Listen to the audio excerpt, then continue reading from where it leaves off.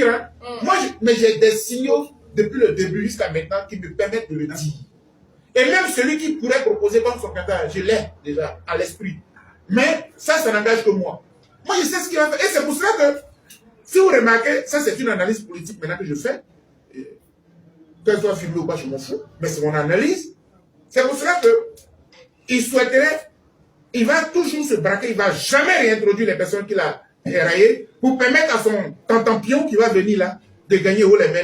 Mais c'est une erreur grave. Il se trompe grave. Il se trompe grave. Parce que tenez-vous bien, ce qui attend l'opposition, c'est quoi? C'est que les 21 et 22, 20, 21 et 22 là, comme M. Ouattara dit, il n'est plus candidat. Parce que quand chaque fois qu'on l'interroge, vous l'interrogez, il dit, je vous garantis une élection apaisée. Et parce que dans son esprit, quand il va se retirer, le cas va revenir. C'est faux. Il a menti. Enfin, nous, on anticipe. Hein. Nous, vous voyez là, on ne dort pas. On réfléchit à tous les scénarios. S'il se retire, ça va glacer certaines personnes. Des gens vont dire, ah, mais comme il se retire là, bon, Gbagbo, il n'a pas... Je n'ai pas envie d'enclencher sur cette question. Mais le président Gbagbo, là, ce n'est même pas une question même électorale. Hein. C'est une question de dignité humaine.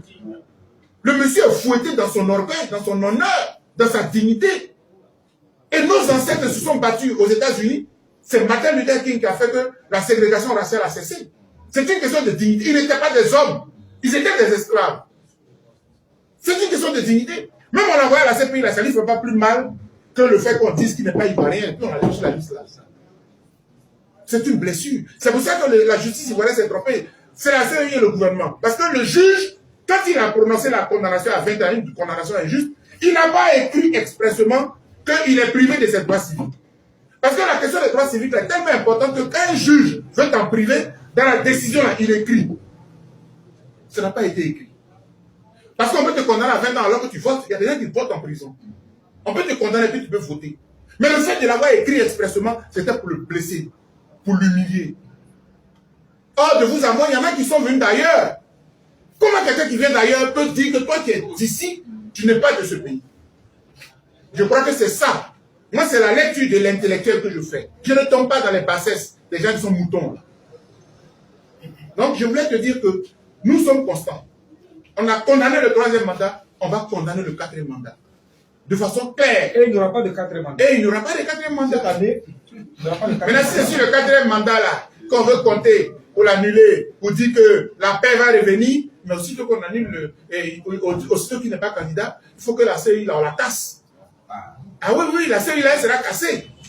Sinon, vous n'avez rien fait. D'ailleurs, même, l'opposition s'est retirée de la CEI. Quelle est sa constitution en son article 37 là? On monte en décembre sur Ouattara ne pouvait pas être candidat. Et pour ça, le pays a été bloqué. Une rébellion nous a été servie. Oh, vraiment, sinon on pouvait tous... Vraiment, malheureusement, les gars, on ne peut pas faire rébellion. C'est dommage, hein? Parce que j'ai parlé avec un ami là, il dit, oui, les contextes sont pas les mêmes. À l'époque, les rapports des forces avaient changé parce qu'ils n'avaient plus la force, ils n'avaient plus les armes. Ce n'est pas légitime. Parce que la rébellion, elle atteint des victimes innocentes. Elle laisse les vrais cibles. Donc, si le droit est bloqué, on s'assoit et puis on trouve des solutions. Souvent, et ça je vais terminer par là, quand les gens sont au pouvoir, ils croient que rien ne peut leur arriver.